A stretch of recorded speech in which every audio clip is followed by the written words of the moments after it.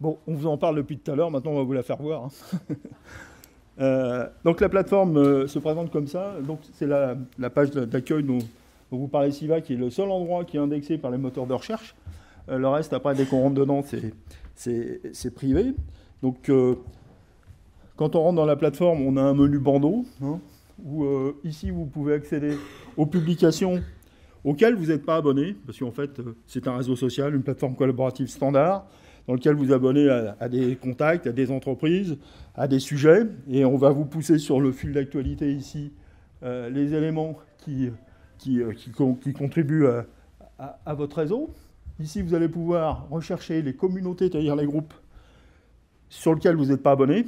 On peut avoir deux types de groupes dans la plateforme, privé ou public. Nous, on demande aux experts de créer un groupe public pour qu'ils illustrent leur expertise. Et les entreprises peuvent créer un groupe privé en invitant les experts qu'elles ont sélectionnés pour les mobiliser sur la réponse. Voilà. Pour répondre à la question, je dirais, de l'expertise et de la qualité des expertises.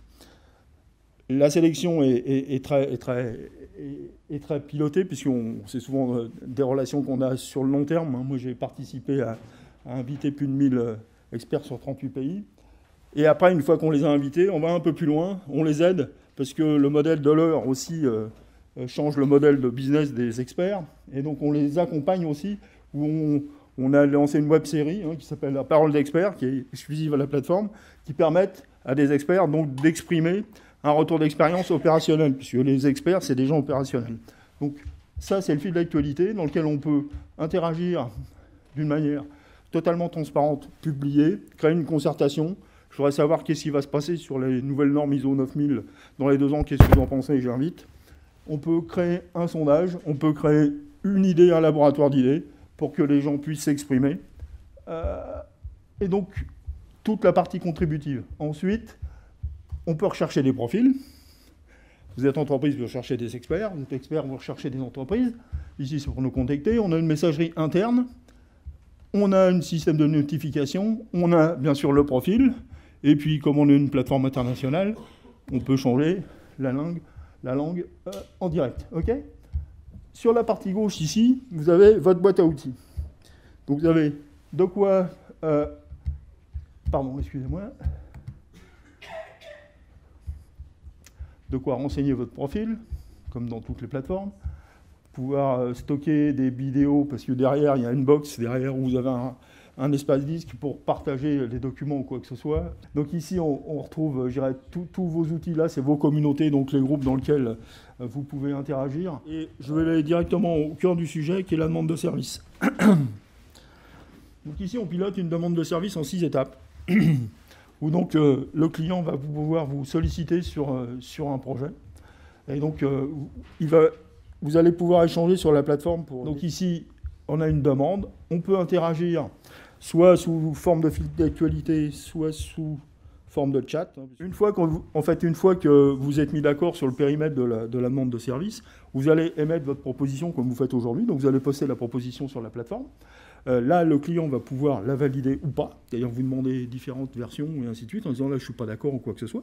Vous allez poster votre proposition. Il va pouvoir la valider.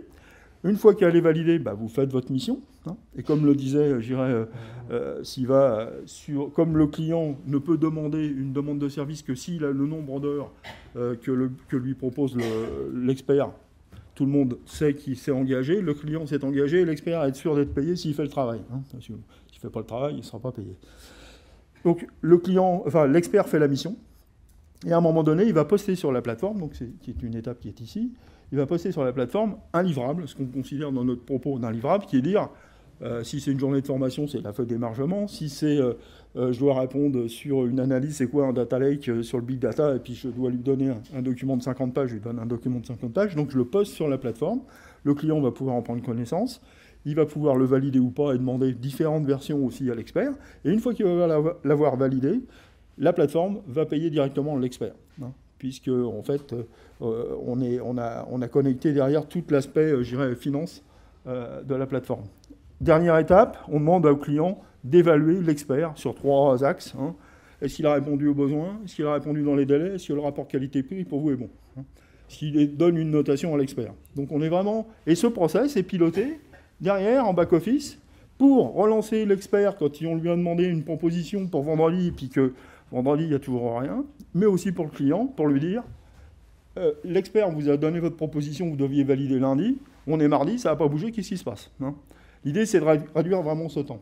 Donc voilà les grandes lignes de la plateforme. Je reste à votre entière disposition à la fin de la réunion pour vous faire des démos un peu plus profondes si vous le souhaitez. Je vous remercie de votre attention, et puis on continue. Amène aussi le gage de qualité dont on parlait tout à l'heure, à savoir qu'effectivement, tant du point de vue client que du point de vue expert, on se doit d'avoir le bon niveau de qualité tout au long du processus. Merci.